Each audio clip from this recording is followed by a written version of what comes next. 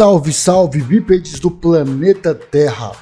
Eu sou Jaime e a gente vai continuar para mais uma aula do módulo 1, aula 4 do curso de Python. Hoje vamos falar nesse vídeo sobre strings, tá? Que são todos os elementos de texto. Então vamos, sem perder muito tempo, já vamos direto ao assunto. Tá? Qual é o conceito? Strings são textos no geral. Tá? Como a gente já vinha falando em outras aulas. Na aula 1 e 2 a gente comentou sobre os tipos e a gente falou o que era string. São textos no geral. É importante também lembrar que para programação, texto vazio também é um texto. Tá? Então vamos começar aqui, colocar a mão na massa, vamos falar de forma prática. Né? Então vamos criar aqui uma variável. Tá? Vou chamar aqui nome usuário é igual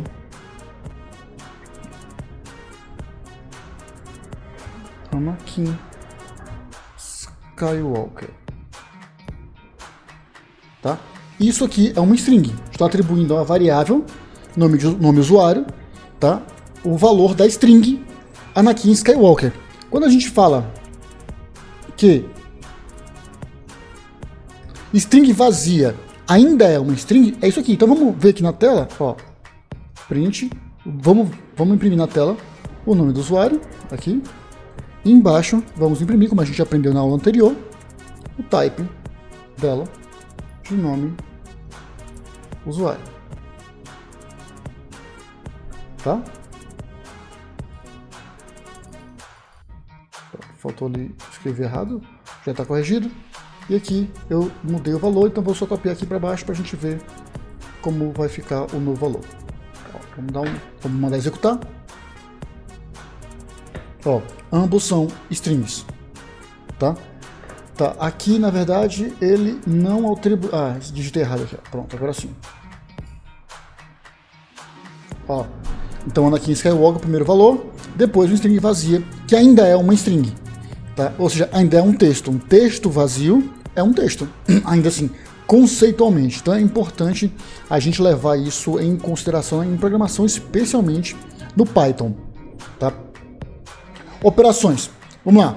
A gente pode ter como grande operação, a gente tem dois grandes conceitos, tá? De concatenação e o de formatação. Concatenar é como aqui está mostrando, é o mais. Tá? Então assim, como é que eu faço isso, Jaime? Eu tenho aqui, ó, primeiro nome é Anakin. Segundo nome é igual Skywalker. Como é que o nome completo é igual primeiro nome? Eu vou dar um espaço e vou colocar o segundo nome. Ok? Vamos agora imprimir na tela o nome completo. Executar. Olha só que legal. Tá? Então concatenei. Tá? Ou seja, eu somei duas strings. Né? Então eu fui colocando uma anexada à outra. Então é esse o conceito de concatenação. O outro conceito que a gente tem de operação é o de formatação. Para isso existe uma palavra, no caso agora é uma letra reservada, tá? Onde eu posso dizer o seguinte: nome completo é igual F, tá? De formatação. Pode ver que o Python ele mudou a cor aqui para azul para demonstrar que é isso. E agora eu posso colocar chaves que ele entende que ele vai ter que interpretar naquele texto. Então aqui, ó, primeiro nome, espaço, segundo nome. Vou mandar imprimir na tela e eu tenho o nome completo. Deixa eu ver o que foi que eu errei.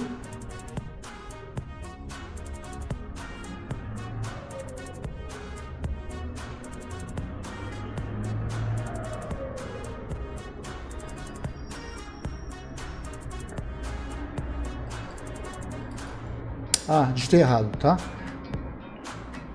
Ó, executei na tela e agora eu tenho um sim correto, tá? Digitei primeiro, faltou o i, tá? Então agora tudo certo. E ele imprime da forma correta. Legal. Outra coisa que a gente pode usar no Python através dos textos das strings, tá? Nós temos técnicas, né, temos métodos de fatiamento, tá? Ou seja, de dividir uma string. Tá? Então, nesse caso, eu estou usando o user email, tá? E coloquei jaime@singularidata.com, ok? Para a gente entender como é que ele funciona, a gente pode fazer de alguns formatos para trabalhar em cima disso, tá? Vamos aqui, ó, colocar aqui no code, tá? Então, a partir dele, eu tenho alguns métodos que vão me ajudar nesse processo, tá bom? Então, vamos pegar aqui, né, para a gente fazer o nosso fatiamento, tá bom? Vou pegar aqui. Quando a gente precisa entender, vou colocar aqui embaixo, eu acho melhor, tá? A gente precisa entender quais são os tipos de operações que a gente consegue aplicar, tá? Então, você pode verificar aqui, ó, o Python reconhece cada caractere de uma string, de um texto, tá? Como uma lista, como se fosse tabela, só que, por convenção, essa lista começa no indicador 0, tá? Então, a partir daí, eu consigo pegar, por exemplo, qual é a primeira letra, então aqui, ó, user, vou mandar imprimir na tela, o user email, e eu quero a posição 0, tá? Por convenção no Python, eu preciso colocar entre colchetes, ok? Vamos mandar aqui executar.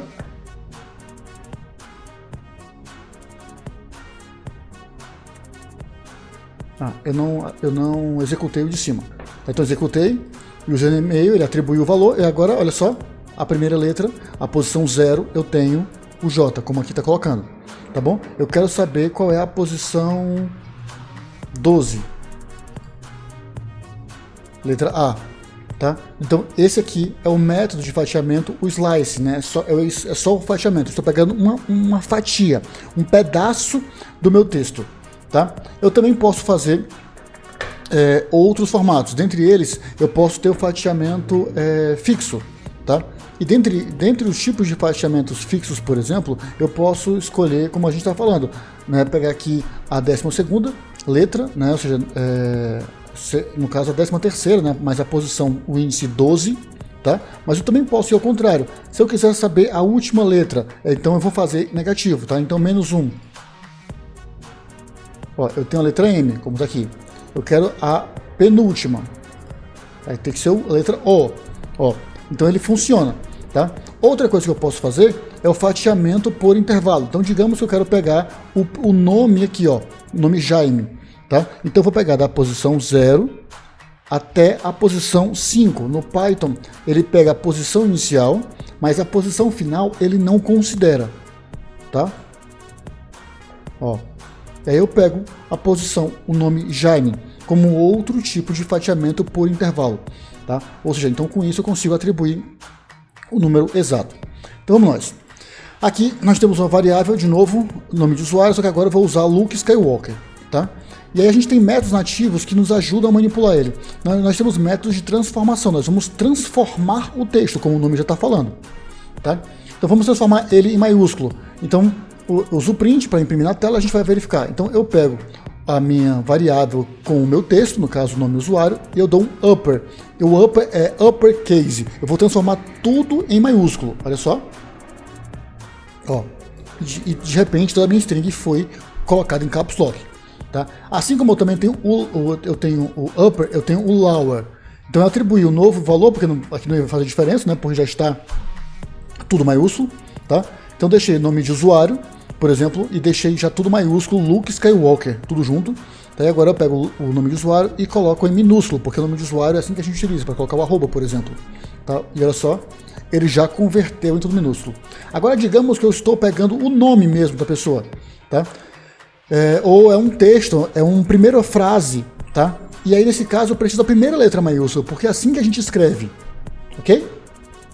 E olha só, ele faz. Agora não, mas Jaime, nome de pessoa, né, cada palavra tem que ter a sua inicial maiúscula. Eu também tenho, aqui no caso da primeira letra maiúscula, é o capitalize, tá? E aqui, se eu quero todas as maiúsculas, eu tenho o title. Então eu aplico o nome de usuário, ponto title, mando executar, né, os parênteses, e olha só, e ele converte para mim, tá? Então isso faz parte dos métodos nativos. Além disso, nós temos métodos que nos identificam a posição, Tá? Então, por exemplo, eu quero saber, quero que ele encontre a palavra Skywalker na minha variável e me diga em que posição ele está. Ó, então ele acha. Lembrando que essa posição é assim como essa tabela, tá? Começando na posição 0.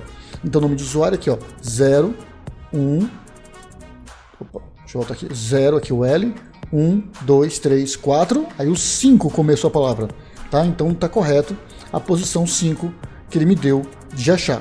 Eu também consigo ter métodos de substituição, tá? Ou seja, eu vou pegar aqui meu nome de usuário e vou tirar o Luke e vou transformá-lo em Anakin. Eu digo, olha, procure onde você encontrar Luke e substitua por Anakin.